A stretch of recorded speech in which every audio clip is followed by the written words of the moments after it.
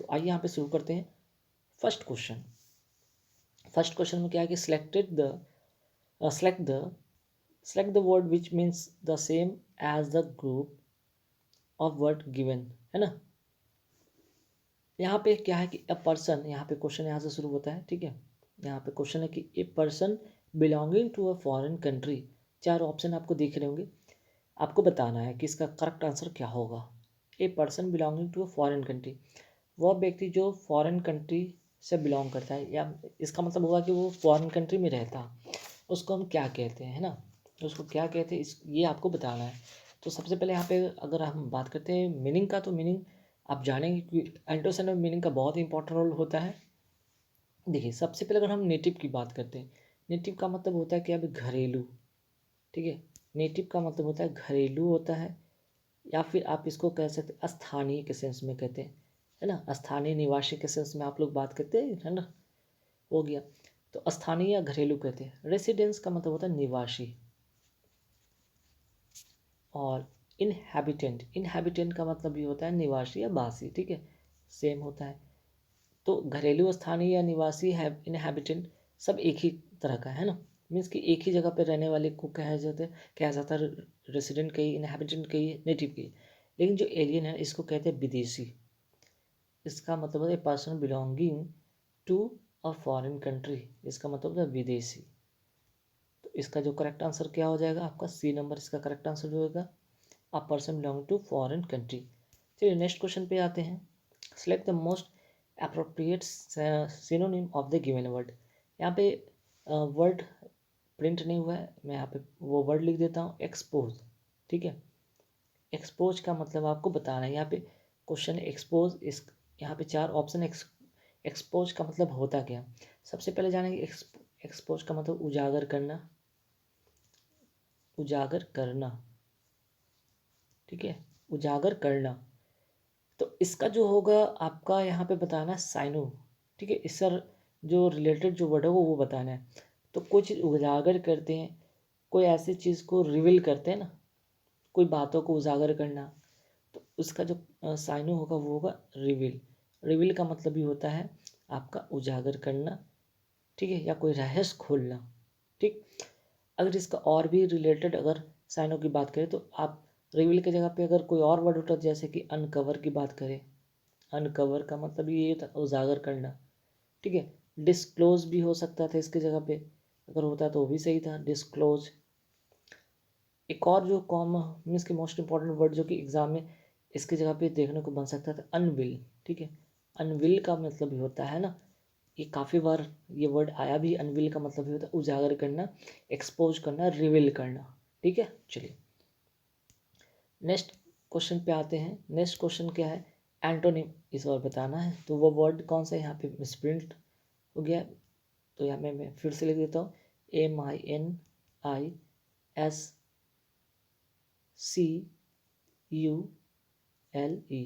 Means कि मिनिस्कल, मिनिस्कल का मतलब होता क्या है। तो मिनिस्कल का मतलब होता है बहुत ही छोटा, अति सूक्ष्म, ठीक है, अति सूक्ष्म होता है इसका मतलब, है ना। अब यहाँ पे चार ऑप्शन है, इसका जो एंटो बताना है उल्टा। अगर कोई चीज़ अति सूक्ष्म में बहुत ही छोटा है तो बहुत ही बड़ा होगा, और बहुत ही बड़ा का मतलब यहाँ पे एक ही वर्ड है, जिजेंटिक। जिजेंटिक का मतलब होता है काफ़ी बड़ा, या फिर इसका और भी अगर साइनो, अगर इसका साइनो देखते हैं, जिजेंटिक का मतलब होता है विशाल या बहुत बड़ा। अब इसके रिलेटेड अगर जिजेंटिक के अगर रिलेटेड अगर देखते हैं, और साइनो वो क्या होगा, वास्ट हो सकता है, इसके जगह पे हो सकता था, है ना। ह्यूज भी होता है, HUG। उसके बाद मैसिव भी हो सकता है, MASSIVE, मैसिव, ठीक है, मैसिव भी हो सकता है था इसके जगह पे। क्लोसल, जो कि बहुत ही बार ये क्वेश्चन एग्जाम में आया भी है, कोलोसल। कोलोसल का मतलब भी होता है काफ़ी बड़ा। बाकी जिजेंटिक तो यहाँ पे लिखा हुआ है, वास्ट हो गया, यूज हो गया, मैसिव हो गया, कोलोसल। ये जो टर्म है एग्जाम में पूछे जाते हैं। ड्राफ्ट का मतलब होता है बौना होता है, स्मॉल का मतलब छोटा होता है, मियागर मतलब कमी होता है, ठीक है। मियागर का मतलब ये भी टर्म बहुत बार पूछा है, ये वर्ड से रिलेटेड एग्जाम में काफ़ी बार पूछेगा। मियागर मिया का मतलब होता है कमी, बहुत ही कम, ठीक है। स्मॉल मतलब छोटा, ड्वार्फ मतलब इसका मतलब होता है बौना, ठीक है। और स्मॉल का मतलब आप सभी को पता है, ठीक है। चलिए आगे बढ़ते हैं। अब इनमें से आपको बताना है कि selected the wrongly spelled word, इसमें जो स्पेल जो वर्ड है ना वो गलत कौन सा वर्ड है वो बताना है, इनमें से कौन सा जो वर्ड लिखा वो गलत है। तो सेलिब्रिटी, CELEBRITY, ठीक है, सेलिब्रिटी। देख लेते हैं यहाँ पे और भी वर्ड है ना। यहाँ पे तो सेलिब्रिटी हो गया, CELEBRITY, सेलिब्रिटी। सेलिब्रिटी का मतलब होता है कि प्रसिद्ध व्यक्ति, ये तो सही है, प्रसिद्ध कोई व्यक्ति। चलिए ये तो सही है आपका, ये गलत नहीं है, हमको तो रॉन्गली स्पेल ढूंढना है ना। सेलिब्रेट, सेलिब्रेट का मतलब जश्न मनाना होता है ना। और सेलिब्रेंट, इसका मतलब क्या होता है भाई, सेलिब्रेंट का मतलब होता है पंडित। पंडित का या कोई अनुष्ठान करता, पंडित या अनुष्ठान करने वाला, अनुष्ठान करता, ठीक है। तो ये भी सही है कि CELEBRANT होता है और सेलिब्रेट का भी स्पेलिंग सही है, तो सभी सही। तो रॉन्गली स्पेल्ड वर्ड क्या हो जाए, वर्ड क्या हो जाएगा, सेलिब्रेशन। सेलिब्रेशन का स्पेलिंग होता है कि CELE, उसके बाद बी के बाद ई नहीं होता है ना, सीधे RATION होता है ना, ठीक है, सेलिब्रेशन। नेक्स्ट क्वेश्चन पे आते हैं। यहाँ पे इम्प्रूवमेंट, सेंटेंस इम्प्रूवमेंट वाला यहाँ पे क्वेश्चन है। Nowadays, rent for a two-room house can run as high to as I as high to rupees 40,000 इन मुंबई, है ना, 40,000 पर इन मुंबई। अब यहाँ पे जो अंडरलाइन किया हुआ है ना, इसी के बारे में तो बताना है कि यहाँ पे क्या लिखेंगे। सो हाई, सो नहीं, सो हाई टू नहीं, बल्कि इसका जो कॉम्बिनेशन होता है as high as positive degree और एज का कॉम्बिनेशन होता है डी नंबर, इसका करेक्ट आंसर होगा, ठीक है। इसका एक यहाँ पे रूल भी आप नोट कर लें, काफ़ी बार एग्जाम में पूछा भी है, इसलिए मैं यहाँ पे बता देना चाहता हूँ। देखिए, एक होता है so dot dot dot as, ये जो होता है ना निगेटिव सेंटेंस में यूज होता है। एक होता है as dot dot dot as, ठीक है, as dot dot dot as, है ना। एक किस कब यूज होता है, नोट कर लीजिएगा, as dot dot dot as, ये यूज होता है अफर्मेटिव सेंटेंस में भी, अफर्मेटिव में भी होता है, एंड निगेटिव सेंटेंस, ये दोनों में होता है, ठीक है, अफर्मेटिव और नेगेटिव दोनों में होता है, और ये सिर्फ केवल और केवल नेगेटिव में होता है।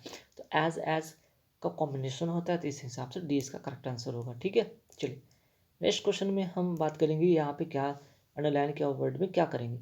Lot of peoples visit this restaurant as its biryani is famous. अब देखिए, पीपल्स का मतलब क्या होता है भाई, पीपल्स, POPLES, पीपल्स का मतलब होता है नेशन, या फिर हम कहते हैं राष्ट्र, या फिर हम हिंदी में क्या कहते हैं, राष्ट्र। तो लॉट ऑफ राष्ट्र विजिट तो होता नहीं रेस्टोरेंट में, रेस्टोरेंट में राष्ट्र नहीं, तो ये तो पहले गलत हो गया। अच्छा, पीपुल ऑलरेडी अपने आप में क्या होता है, ये जो पीपल होता है अपने आप में क्या, ये प्लूरल होता है, तो प्लूरल के साथ एस लगाना तो बेवकूफ़ी है ना, गलत हो जाएगा। तो यहाँ पे भी एस लगाओ, ये होगा नहीं, मच ऑफ पीपुल होगा नहीं, बल्कि करेक्ट आंसर होगा ए लॉट ऑफ पीपुल होगा। A lot of people visit this restaurant as its biryani is famous, ठीक है। ए लॉट ऑफ वाला जो कॉम्बिनेशन होगा परफेक्ट होगा। चलिए नेक्स्ट क्वेश्चन है साइनोनिम। सिनोनिम की बात यहाँ पे करेंगे, तो एडवर्सरी है, एडवर्सरी का मतलब सबसे पहले आप जाने होता क्या है यहाँ पे, ठीक है। एडवर्सरी का मतलब होता है शत्रु, दुश्मन, जो भी कहिए, ठीक है।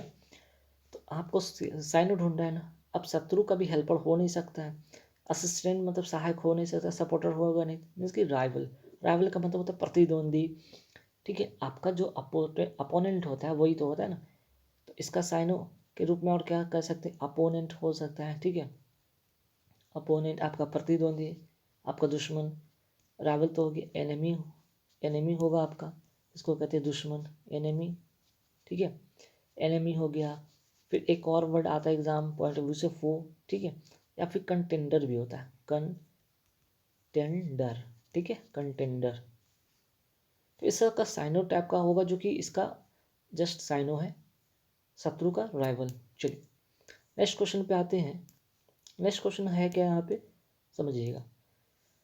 Given below are 4 jumble sentence. हाँ तो देखिए, जम्बल सेंटेंस, अब क्या है कि पहले P Q आर एस के फॉर्मेट में आता था सेंटेंस, अब क्या इसको कर दिया है, जंबल वर्ड में ए बी सी डी के सेंस में कर दिया है। अब इसमें आपको अरेंज करना है कि कौन सा सेंटेंस पहले आएगा। जब आप सेंटेंस पढ़ रहे हैं सॉरी, लैटर से तो सेंटेंस शुरू होगा नहीं, ठीक है, क्योंकि उसके पहले कोई बातें हुई होगी तो उसके बारे में बात कर रहा है लैटर।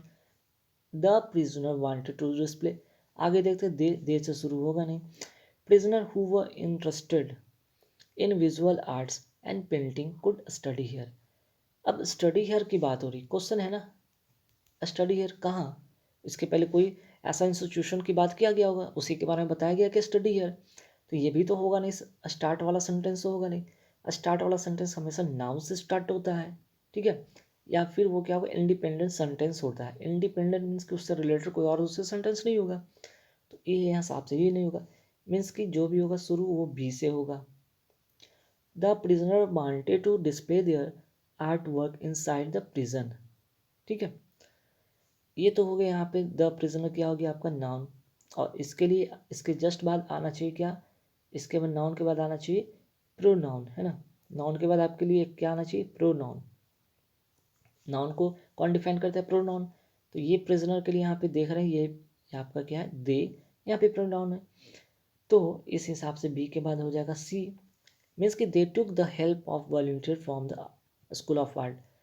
अब यहाँ पे सिंपल सी बात है, प्रिजन वांटेड टू डिस्प्ले, अपना डिस्प्ले करना चाहते अपना जो आर्ट था उनका, वो प्रिजन मीन्स कि जो कैद खाना था उसके अंदर वो अपना जो भी चीज़ें थे उसका उनका जो आर्ट था वो डिस्प्ले करना चाहते थे, लेकिन यहाँ पे जो आर्ट ऑफ स्कूल है, स्कूल का जो स्कूल आर्ट ऑफ स्कूल कहने का मतलब यहाँ पे बात हो रहा है कि जो जो विद्यालय था आर्ट का, ठीक है, उनके जो वॉलंटियर थे उनको इसमें मदद किया, ठीक है, उन्होंने उनकी मदद की, स्कूल ऑफ आर्ट जो है उनके वॉलंटियर ने उनको मदद किया यहाँ पे, ठीक है, बातें तो समझ में आ गया।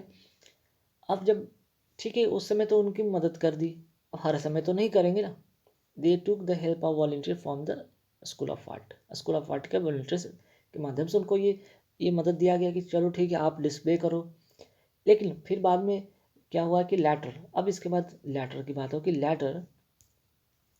लैटर दे सेटअप, कौन सेटअप, इन्हीं इन्हीं के बारे में बात हो रहा है कि दे setup their own art school, क्योंकि आर्ट स्कूल का जिक्र अभी इसके पहले हुआ था स्कूल ऑफ आर्ट, और देखी बात हो चुकी है कि भाई प्रोनाउन की बातें हो चुकी, तो उन्हीं के बारे में बात हो कि दे setup their own art school and gallery in the prison, ठीक, उसी प्रिजन में अपना एक आर्ट गैलरी और या जो स्कूल है उन्होंने वहाँ पे संचालित करते हैं, सेटअप करते हैं, और इसलिए करते हैं ना, देखिए यही चीज़ की बात हो रही थी कि ओन जो है ना, own art school and gallery, अपना जो स्कूल कह सकते हैं अपना आर्ट का जो स्कूल और गैलरी, उन्होंने अपना स्कूल जो खोला है प्रिजन के अंदर, किस लिए खोला था, इसी के लिए खोला था ना कि प्रिजन जो है ना, प्रिजनर जो है who were interested in visual arts and painting could study here. अब तो यहाँ पे सवाल मिल गया, तो सवाल से पहले क्वेश्चन होना चाहिए था, क्वेश्चन यहाँ पे था ए में, तो बी सी ए डी, तो बी से तो स्टार्ट हो रहा था, तो ऐसे एलिमिनेशन के तौर पे देखा जाए तो बी से तो स्टार्ट हो नहीं रहा था, बी से स्टार्ट हो नहीं रहा था, तो बी से तो स्टार्ट सिर्फ यही हो रहा था, है ना, बी के बाद सी, तो बी के बाद सी तो सिर्फ ये है, मीन्स कि ए नंबर इसका करेक्ट आंसर होगा। चलिए नेक्स्ट क्वेश्चन क्या है भाई, नेक्स्ट क्वेश्चन है यहाँ पे आपका एरर से रिलेटेड है ना, 3 मोर एलिवेटेड रोड्स हैव बीन, ठीक है, 3 है तो यहाँ पे हैव लगा है, हैव के बाद बिन होता है, तो हैव बिन के बाद क्या होता है भाई, वर्ब का थर्ड फॉर्म होता है ना, यहाँ तो प्रपोज लिखा हुआ मीन्स कि यहाँ पे तो ईडी होना चाहिए था, तो किस पार्ट में एरर है, आपका जो पार्ट एरर होगा वो डी वाला पार्ट में एरर होगा, डी वाला पार्ट में एरर होगा, नीचे देखिएगा लिखा होगा, है ना, हैव बीन प्रपोज मीन्स कि यहाँ पे प्रपोज ना होके क्या होना चाहिए था, प्रपोज्ड होना चाहिए था, क्लियर। चलो अब नेक्स्ट क्वेश्चन पे आते हैं, select the most appropriate meaning in the given idiom, idiom का मीनिंग आपको बताना है यहाँ पे, dance to someone tune, dance to someone tune का मतलब क्या होगा भाई, इसके दूसरे की इच्छा के अनुरूप कार्य करना, दूसरे की इच्छा के अनुरूप कार्य करना, है ना, मीन्स कि डांस टू समवन ट्यून, मतलब किसी के ट्यून पर डांस करना, ऐसे भी समझ सकते हैं, मतलब किसी की धुन पर नाचना। तो ये हो गया दूसरे की मर्जी हो गई, दूसरे की मर्जी हो गई, ठीक है। अब यहाँ पे चार ऑप्शन देख रहे हैं, argue with others on petty matter. तो argue with other petty matter, कोई प्रेटी मैटर पे आर्ग की बात तो हो नहीं रहा। Delay in making a decision, नहीं। Do what others want you to do, ये होगा इसका करेक्ट आंसर सी नंबर। बाकी be engage in energetic activity, नहीं, ठीक है। आगे बढ़ते सवाल पे, फिर से यहाँ पे appropriate meaning in given idiom के बारे में पूछा गया। Leave no stone unturned, leave no stone unturned, means कि कोई स्टोन यहाँ पे रखा हुआ था, सभी स्टोन को आपने क्या किया है, सबको टर्न कर दिया, कोई भी ऐसा स्टोन है कि जिसको टर्न नहीं किया। मीन्स कि कहने का मतलब एक तरह से ये चीज़ हो सकता है कि यहाँ पे कि एवरी थिंग पॉसिबल, ठीक है, ट्राई एवरी थिंग पॉसिबल, आपने हर वो चीज़ को पॉसिबल किया है। तो यहाँ पे लिव नो स्टोन अनटर्न मतलब कोई भी एक भी स्टोन को आपने छोड़ा, मतलब कि आपने हर वो प्रयास मुमकिन जो था, हर प्रयास मुमकिन कोशिश की, ठीक है। इसका डी करेक्ट आंसर होगा। तो यहाँ पे पॉजिटिव सेंस में था, तो यहाँ तो नेगेटिव नो वाला तो होता नहीं। टर्न एवरीथिंग, टर्न से रिलेटेड टर्न तो होगा ही नहीं बिल्कुल। लीव द पाथ, हार, यहाँ पे कोई पाथ वाथ वाली बात हो नहीं रही थी। इसका करेक्ट आंसर होगा ट्राई एवरीथिंग पॉसिबल, ठीक है। ट्राई एवरीथिंग पॉसिबल मीन्स कि हर संभव प्रयास करना। चलिए नेक्स्ट क्वेश्चन पे आता है, सेलेक्ट द रॉन्गली स्पेल्ड। अब देखिए यहाँ पे रॉन्गली स्पेल्ड बहुत इंपॉर्टेंट होता है। ई ए आन, अर्न मतलब कमाना, ठीक है। अर्ली मतलब बहुत पहले। एरी, एरी का मतलब क्या होता है भाई, ये काफ़ी इंपॉर्टेंट है। एरी का मतलब क्या होगा, तो देखिए कुछ मीनिंग आपको जानना बहुत ज़रूरी है। एरी का मतलब होता है भयानक, भयानक, तो ये भी सही है। ई मीन्स कि double E R I E, double E R I E, eerie मतलब भयानक, तो ये भी सही है। ईगल का स्पेलिंग ये नहीं होता, ई ए जी एल ई, ईगल मतलब बाज जो कहते हैं, चील बाज जो कहते हैं, ठीक है। तो इसका डी नंबर जो होगा करेक्ट, जो रॉन्गली स्पेल्ड वर्ड है, ठीक है। चलिए आगे बढ़ते हैं। In the sentence identity identity the same identity the segment which contains the grammatical error। अच्छा grammatical error बताना है इसमें, ठीक है। चलिए, तिलक rode through the river and tied his boat on the other side। अब तिलक ने क्या किया कि तैर कर जो भी है नाव के माध्यम से क्या किया, उन्होंने रिवर को पार किया और अपने बोट को दूसरे साइड में बांध दिया। तो यहाँ पे रिवर, रिवर कौन सा रिवर है, तो पर्टिकुलर रिवर की बात हो नहीं रहा है, तो यहाँ पे आर्टिकल द नहीं लगेगा बल्कि क्या लगेगा, ए रिवर, ठीक है। अगर पर्टिकुलराइज कोई रिवर होता तब हम द लगाते, वरना यहाँ पे कोई ऐसा पर्टिकुलराइज रिवर की बात नहीं हो रही है। तो आपका जो एरर होगा किस में होगा, ऑन द अदर साइड नहीं, थ्रू द रिवर, ये डी वाला पार्ट में रहता है, यहाँ पे ए होना चाहिए था। क्लियर। चलिए नेक्स्ट क्या है, पैसिव फॉर्मेशन करना है इसका, पैसिव बनाना है। एक्टिव से पैसिव, क्वेश्चन एक्टिव में है और आपको पैसिव में बनाना है। तो पैसिव का फॉर्मेशन क्या होता है, ऑब्जेक्ट को क्या करेंगे, सब्जेक्ट बनाएंगे, ऑब्जेक्ट को सब्जेक्ट बना देंगे और इस सब्जेक्ट को ऑब्जेक्ट बनाएंगे। ये तो पहले रूल आप सीख ही लीजिए, ठीक है। तो ये दिस पेंटिंग को क्या करना है, हमको तो पहले सब्जेक्ट के रूप में रखना है, मीन्स कि ये वाला सब्जेक्ट के तौर पे होगा। तो दिस पेंटिंग इसमें तो है ना, एलिमिनेट कर दी, बाकी में है, ठीक है। अब दूसरा ढूंढेंगे हैव के साथ क्या होता है, बीन आना चाहिए। तो हैव के साथ यहाँ पे हैव है नहीं, आर है नहीं, करेक्ट आंसर हो गया डी नंबर, क्योंकि हैव बीन वाला चाहिए था हमको। हैव देखा, हैव बीन खोज लिया और एक पेंटिंग खोज लिया, हो गया। इसके बाद तो करना ही कुछ नहीं, बाकी मेड बाय द प्रिजनर्स, खत्म, ठीक है। चलिए नेक्स्ट क्वेश्चन क्या है कि select the correct indirect form of the given sentence. अब इनडायरेक्ट आपको सेंटेंस के बारे में बात, इनडायरेक्ट डायरेक्ट जो नरेशन हो तो उसके बारे में बात करेंगे, ठीक है। Mister Puri said to me, W H से है तो डब्ल्यू एच होना ही चाहिए, तो सभी में डब्ल्यू एच है। ये क्वेश्चन मार्क है तो क्वेश्चन मार्क सभी में हट जाना चाहिए, तो क्वेश्चन मार्क सभी में हटा हुआ है, ठीक है। तो वाई से शुरू होगा तो वाई तो इसमें भी है, इसमें भी, इसमें भी, इसमें भी, सब में है। लेकिन फिर आगे बात हो गया mister Puri said to me, तो mister Puri asked to me होगा, सेड टू मी वाला होगा नहीं, आस्क मी वाला तो होगा, सेड टू मी वाला होगा नहीं। अब बचा दो, ए और सी ही आपके पास ऑप्शन है। अब क्या है कि वाई के बाद क्या होना चाहिए, वाई आई वॉज होना चाहिए या वॉज होना चाहिए। अगर वॉज यहाँ करते तो यहाँ पे क्या हो जाता, क्वेश्चन मार्क हो जाता है, तो ये होगा नहीं। तो कुल मिलाकर आंसर सी होगा इसका करेक्ट। तो ये जो जो यहाँ पे आप देख रहे हैं ना, who are you, second person है ये। सेकंड पर्सन किसके अनुसार चेंज होता है? सब्जेक्ट के अनुसार चेंज होता है। तो मी का तो यहाँ पे आई सही है। और वॉज का, चूँकि आर के लिए हम क्या यूज़ करते हैं? वॉज यूज़ करते हैं, वॉज भी है। उसके बाद taking down that fence. Clear? चलिए नेक्स्ट क्वेश्चन आते हैं यहाँ पे फिलर से रिलेटेड है भाई कि फिलर क्या होगा।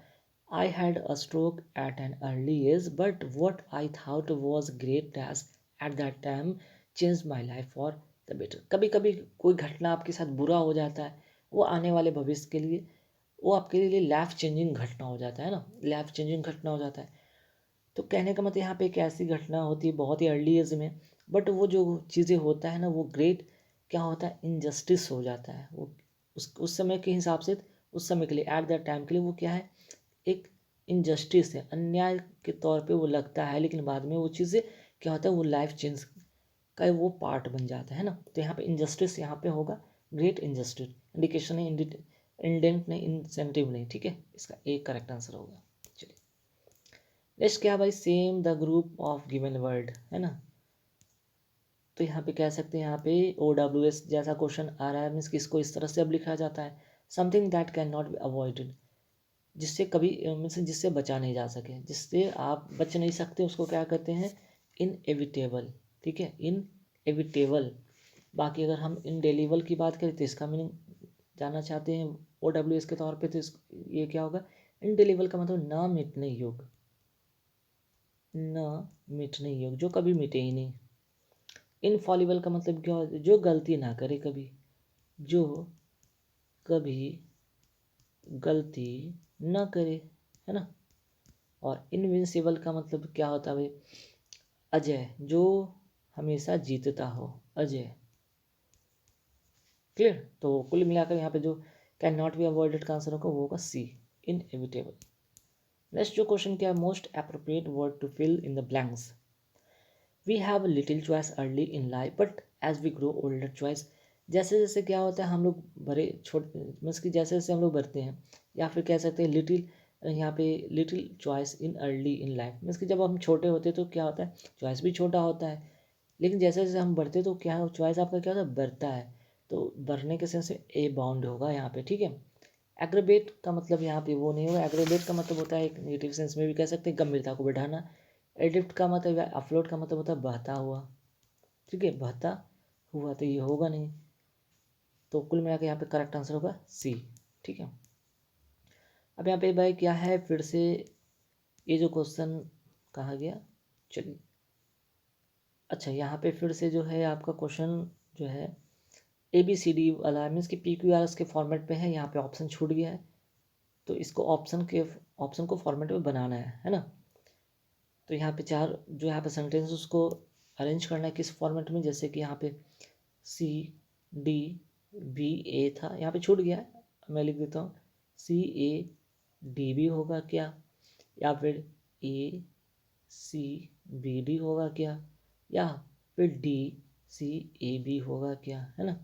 तो A हो गया, ये B हो गया, ये C और ये D, कौन सा होगा? तो यहाँ पे पहले तो सेंटेंस देखेंगे कि Akbar he looked at them, किस पर? किसी पे तो देखा होगा, तो ये तो होगा नहीं। Start Akbar glance as his, फिर से किसी पर देखा होगा। Akbar once Akbar ask his courtiers a very strange question. ठीक है, यहाँ से ये सेंटेंस इंडिपेंडेंट, इस सेंटेंस में सी से स्टार्ट हो सकता है यहाँ पे। ठीक है, तो सी से स्टार्ट होने वाला तो ए से स्टार्ट हो रहा है, एलिमिनेट हो गया है तो कट गया। अब बचा दो आपके पास ऑप्शन है, या तो इसके बाद बी आ गया या तो ए आएगा। तो once Akbar ask his courtiers a very strange question, अगर अजीब सा क्वेश्चन या बहुत ही अलग टाइप का क्वेश्चन जब पूछ लिया जाता है तो क्या होता है, यहाँ पे जो हिज कटियर है और उसी द कटियर, ठीक है, वही डेफिनेट आर्टिकल वाला द कटियर, वो deep dumped found by his question, और वो क्वेश्चन सुनने के बाद क्या होता है, स्तब्ध रह जाता है कि कैसा सवाल उन्होंने पूछ दिया। तो सी के बाद तो डी आएगा, तो डी के हिसाब से ए इसका करेक्ट आंसर होगा। मीन्स की फॉर्मेशन जो बनेगा CDB बन जाएगा। इसके बाद क्या था कि अकबर जब स्तब्ध हो गया तो अब वो अकबर उसको देखता है, तो उसका हेड क्या होता है, नीचे लटका हुआ रह जाता है। अकबर फिर से उम्मीद से उसको देखता है कि भाई शायद आंसर मिले, है ना। इस तरह से चीज़ें सेंटेंस अरेंज होगा। क्लियर। चलिए नेक्स्ट क्या है कि select the most appropriate antonym. Antonym मतलब अपोजिट। परपिट्रेट का मतलब होता क्या है पहले ये जानिए। परपिट्रेट का मतलब होता है एक ही गलती को दोहराना, है ना, एक ही गलती बार बार दोहराना। तो अब एक गलती को दोहराना और एंटोनिम अपोजिट चाहिए, तो जो गलती को बार बार दोहराए उसको सुधारेगा भी, तो प्रिवेंट करना मतलब कि गलती सुधारना। इसका करेक्ट आंसर होगा। ठीक है, मीन्स कि 20 का करेक्ट आंसर होगा।